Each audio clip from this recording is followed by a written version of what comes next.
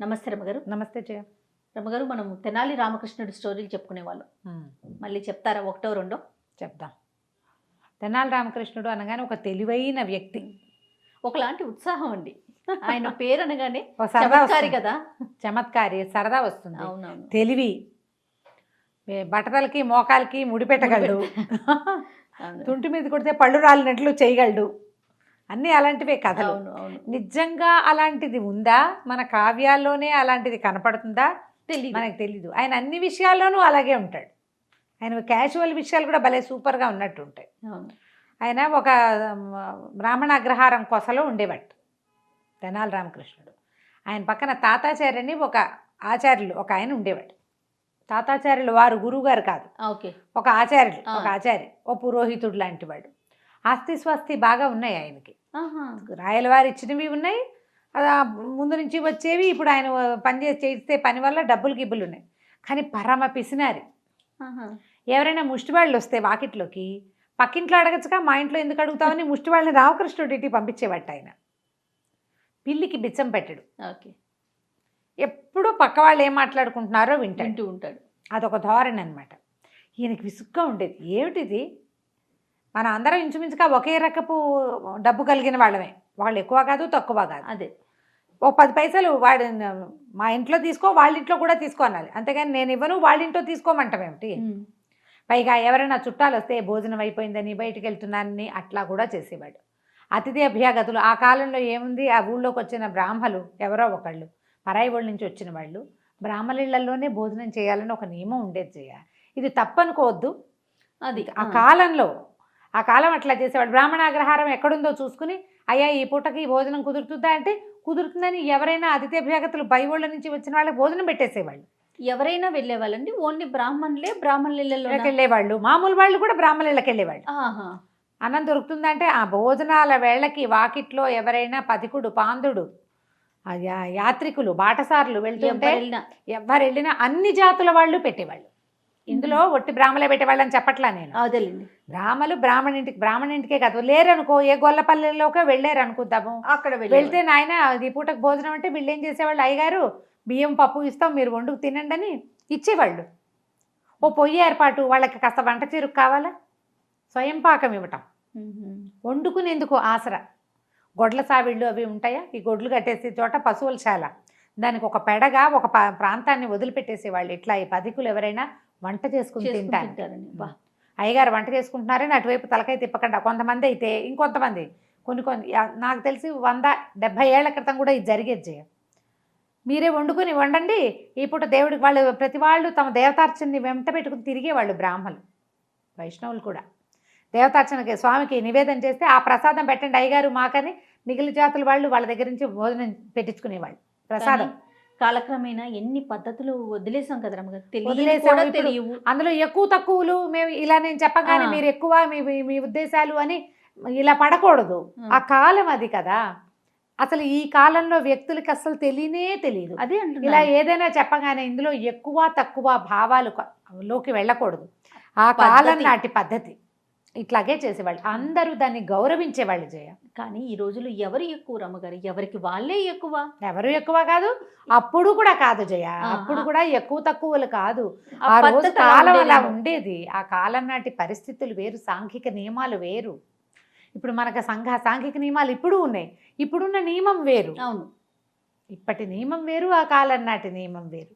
ఇలా ఎవరైనా భోజనానికి వస్తే వాళ్ళని రామలింగడి ఇంటికి పంపించేసేవాడు ఆయన. వాకిట్లో భోజనం పెడతారంటే తెనాలి రామకృష్ణ కవి గారు వాళ్ళ ఇంటికి వెళ్ళు అంటే ఇప్పుడు ఈయనకు అభ్యంతరం లేదు. కానీ నీ ఇంటికి వచ్చిన వాడికి నీ ఇంట్లో ఎందుకు అన్నం పెట్టవు? పోనీ నువ్వు ఒకటి పెట్టావు నేను రెండో వాడి కాదు, ఎవరు వచ్చినా సరే వీళ్ళింటికి అట్లా చేసేవాడు. అయితే ఎలాగైనా ఈయనకి బుద్ధి చెప్పాలని ఉండేది రామకృష్ణ కవికి. ఒకరోజట ఊరికే యథాలాపంగా బయట నుంచి సూర్యనారాయణ మూర్తిని దండం పెడుతూ, దేవుడా 100 నాణేలు కావాలి ఇప్పించు నాయన, 100కి తక్కువ నాకొద్దు అని దండం పెట్టాడు. తాతాచార్యులు వింటున్నాడు. ఆయనకి అలవాటు కదా, ఆయన వింటున్నాడు. ప్రతిరోజు ఇదే దండం పెట్టేవాట. భగవంతుడా 100 నాణేలు ఇప్పించు, 1, 10 తక్కువగా ఇప్పిస్తావేమో, అదైతే నాకొద్దు, 100కి 100 నాణేలు నాకు కావాలనేవాడు. ఈ తాతాచారికి ఏమనిపిస్తుంది అంటే ఆట పట్టిద్దామనిపించింది. రోజు వింటున్నాడు కదా, అదే అదే. వినకపోతే ఏ గోల లేదు. ఈయన వింటున్నాడని ఆయనకి తెలుసు కాబట్టి ఆ డైలాగులు ఆ, అన్నాడు. ఏం చేశాడు, 90 నాణేలు మూట కట్టి రామకృష్ణ కవి గారింట్లో పడేసాడు. ఆ. పడేసేసరికల్లా ఈయన గల్లు మంది చూసుకున్నాడు. ఏమిటో పడింది అన్నాడు. అనేసరికల్లా ఏదో మూటల్లే ఉందండి, డబ్బుల మూటలా ఉంది, ఇదేమిటి మన వాకిట్లో పడింది, ఏ పక్క నుంచి వచ్చిందంటే ఆ పిల్ల ఒకటి ఉంది వాళ్ళకి, అదేమో వాకిట, అమ్మ నాన్న తాతాచారి మావయ్య మన ఇంట్లో విసిరేశాడు నాన్న చెప్పేసింది. అంటే మూట వాళ్ళ ఇంట్లో నుంచి ఇక్కడ పడింది. సరే ఊడ తీసి చూశారు 90, టకటకా లెక్క పెట్టాడు. 90 నాణేలు ఉన్నాయి. ఏమన్నాడు, దేవుడా నువ్వెంతో గొప్పవాడివి, ఆ 10 నాణేలు కూడా నీకు సమయానుకూలమైనప్పుడు వేసేయి నాయనా మా ఇంట్లో అన్నాడు. అనేసరికల్లా అనేసి ఏమి లోపల పెట్టే అన్నాడు. భార్య తీసుకెళ్ళి ఆ మూట లోపల పెట్టేసింది. తాతాచారి గారు గోడ నుంచి తొంగి చూసి, ఏమయ్యా ఏమిటి 10 నాణేలు తక్కువ వస్తే కుదరదు, నాకు 100కి 100 కావాలన్నావే, మరేంటి 90 తీసి దాచిపెట్టుకున్నావు అన్నాడు. 90 తీయటం ఏంటి, 90 లేదు ఏం లేదు, నేను దేవుణ్ణి అడుగుతున్నాను, నాకెప్పుడు వచ్చినాయి డబ్బులు అన్నాడు. తాతాచారి అన్నాడు, అదేంటి ఇప్పుడేగా పడేశాను నేను, 90 నాణేలు నేను పడేస్తే నువ్వు లెక్కెట్టావు, తతిమా 10 ఇవ్వమన్నావు, బ్యాగ్ లోపల పెట్టుకున్నావు సంచి. నువ్వు నిన్నటిదాకా రోజు ఏం చెప్తున్నావు, 10కి 10 తక్కువ ఇస్తే నాకు వద్దో అన్నావు, ఆ 10 తక్కువ అంటూ కూడా నువ్వు ఇవాళ తీసుకున్నావు కదా అన్నాడు. అనేసరికల్లా రామకృష్ణ కవి తైమని లేచాడు ఇంతెత్తున. అవురవరా, దేవుడు డబ్బులు ఇవ్వటం ఏమిటి, నేను దేవుడిని అడగటం ఏమిటి, నా ఇంట్లో పడ్డం ఏమిటి, నా ఇంట్లో ఏమీ పడలేదు, నేను తీసుకోలేదు అనగానే తాతాచారి గారి గుండెల్లో రాయబడింది. ఓ నాయనా, నా 90 నాణాలకి కాళ్ళు వచ్చేసినట్టున్నాయి, ఏదో ఆటకాయితనానికి చేస్తే వీడు డబ్బులు కొట్టేసేలాగా ఉన్నాడు అనేసి గట్టిగా అరిచి కేకలు పెట్టాడు. 90 నాణాలు, ₹1,000 ఇంతంత బిళ్ళలు, నా కష్టపడి సంపాదించాను, మూట కట్టాను, ఎర్ర సంచిలో మీ ఇంట్లో పడేశాను, నువ్వు తీసుకున్నావు అనేసరికల్లా ఏమన్నాడు, ఇంకా నయం నేను తీసుకోలేదు, మా ఇంట్లో ఎవడైనా పక్కింట్లో పడేస్తాటయ్యా డబ్బులు, మరీ చెప్పావు, పైగా నువ్వు మీ ఇంటికి వచ్చిన ముష్టివాడిని కూడా మా ఇంటికి పంపిస్తావు, నువ్వు పంపటమే నువ్వు ఇవ్వటమేంటి కాదన్నాడు. అనేసరికల్లా తాతాచారి నాడు బోచి ఎగ్గట్టాడు అనమాట. ఆయన వెంటనే పద రాజుగారి దగ్గరికి నిజంగా చెప్తానన్నాడు, రాయల వారి దగ్గరికి బయలుదేరాలి. అనేసరికల్లా రామకృష్ణ కవి అన్నాడు, ఇంకా నయం మా గుర్రానికి కాలు విరిగింది నిన్న, నేను నా గుర్రం లేదు, పైగా ఈ మధ్య నేను సభకెళ్ళటం మానేశాను, మంచి పంచెలు ఏమీ లేవని, పంచెలు లేవని మానేశాను, పంచెలు లేవు గుర్రం లేదు, నేను రానన్నాడు. అనేసరికల్లా తాతాచారి గారి భయం వేసింది. ఇవాళ కనుక వదిలేశానా, వేడిలో వేడి ఈ పూట వెళ్తే ఏదైనా అవుతుంది, రేపటి కాదు వాళ్ళ ఇంట్లో సోదా చేయడానికి కూడా ఆ సంచిలు దొరకలేదనుకో, అప్పుడేం చేస్తాను, వీడి ఇంట్లోకి వెళ్ళనీయకూడదు, ఎలాగైనా తీసుకెళ్ళిపోవాలి అని ఆలోచించుకుని, మన దగ్గర గుర్రం ఉంది, పంచెలకేముంది మన పెట్టి నిండా లేవు, గబగబా లోపలికి వెళ్ళి ఒక కొత్త పంచె తీసుకొచ్చాడు, ఈ పంచె కట్టుకో, నా గుర్రం మీద ఎక్కువ, మన ఇద్దరం కలిసి వెళ్దామన్నాడు. సరే ఇదేం చేశాడు, ఒంటి మీద ఉన్న అంగాస్త్రం విప్పి అక్కడ పడేశాడు, చక్కా పంచె కట్టుకున్నాడు. ఈయన దగ్గర ఉన్నటువంటి చక్కటి గుర్రానికి ఇద్దరు ఒకళ్ళ వెనకాల ఒకళ్ళు ఎక్కి కూర్చుని రాయలవారి ఆస్థానాన్ని పోయారు. తాతాచారి గారు అంపకంపాలతోటి అరుచుకుంటూ, ఈయన రోజు ప్రార్థించేవాడండి, 100కి 10కి తక్కువగా ఇస్తే కుదరదనేవాడు, 10కి తక్కువ ఇస్తే ఏం చేస్తాడో చూద్దామని నేను పడేశాను, 90 తీసుకున్నాడు, లెక్కెట్టాడు, తతిమా 10 ఇవ్వమన్నాడు, తీరా నేను మాట్లాడేసరికల్లా సంచి దాచేశాడు, నా 90 నాకు ఇప్పించండి అన్నాడు.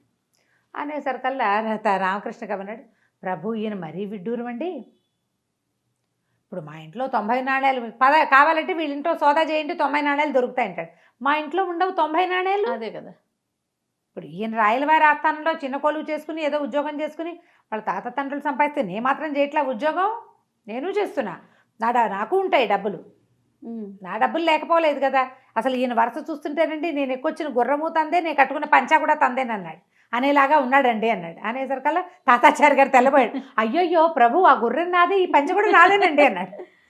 అనగానే రాయల వారికి, ఏమిటి పిచ్చ కింద నీకు, తెనాలి రామకృష్ణుడికి వచ్చిన గుర్రం నీదేమిటి, ఆయన కట్టుకున్న పంచ నీదేమిటి, నీకు మతి స్థిమితం తప్పింది, ఒరే తాతాచారి గారిని తీసుకెళ్ళి ఇంట్లో దింపండి రా అన్నాడు. ఆయన లబో దిబోం అంటున్నాడు, ఈయన మాత్రం తను కట్టుకున్న పంచ తన ఒంటి మీదే ఉంచుకుని తను ఎక్కొచ్చిన గుర్రాన్ని ఎక్కి తాపీగా వెళ్ళిపోయాడు గుర్రం ఎక్కి ఇంటికి. తాతాచారి గారు ఆ తర్వాత ఇంకా నోరు ఎత్తేవాడు కాదు. ఇప్పుడు నోరు తెరిచి రామకృష్ణ కవి మీద ఏదైనా అంటే రాజుగారు పోట్లాడతారు, నమ్మరు కదా ఎవరు, ఇంక నమ్మరు కదా. ఇప్పుడు రామకృష్ణ కవి కట్టుకున్న పంచ ఎవరిది అంటే ఏం సమాధానం చెప్పాలి. ఇక ఆ తర్వాత ఎప్పుడు పిసినారితనానికి పోలేదు. తర్వాత కాలంలో కొద్ది రోజులు పోయాక వాళ్ళు ఏదో సమారాధన ఉంటే రామకృష్ణ కవి ఆ 90 నాణేలు తాంబూలంలో పెట్టి తాతాచారి గారికి ఇచ్చేసాడు. ఆయన డబ్బులు ఈయన ఉంచుకోలే, ఉంచుకుని మోసం చేయాలి, ఇతరుల సొమ్ము ఎందుకు? ఆ, ఆయనకి బుద్ధి రావడానికి చేశారనమాట. మా ఇంట్లో సమారాధన ఉంది, నువ్వు కూడా రా అని పిలిచి ఈయన మొహం మార్చుకున్నాడు. నేను రానంటే కుదరదు, నలుగురితో పాటు వెళ్ళాలి. అప్పుడు ఆ 90 నాణాలు తాంబూలంలో పెట్టి వెనక్కి ఇచ్చేసాడు అనమాట. తర్వాత ఆయన పిసినారితనం మానేశాడు. అందుకే తెనాలి రామకృష్ణ స్టోరీస్ అంత బాగుంటాయి, ఇంట్రెస్టింగ్గా ఉంటాయి. మనకి చెప్పడం కూడా చేత కావాలి, అవునవును, బాగా రావాలి, మనకి చెప్పే విధానం కూడా ఉంటుంది. వస్తే ఇంట్రెస్టింగ్గా ఉంటుంది.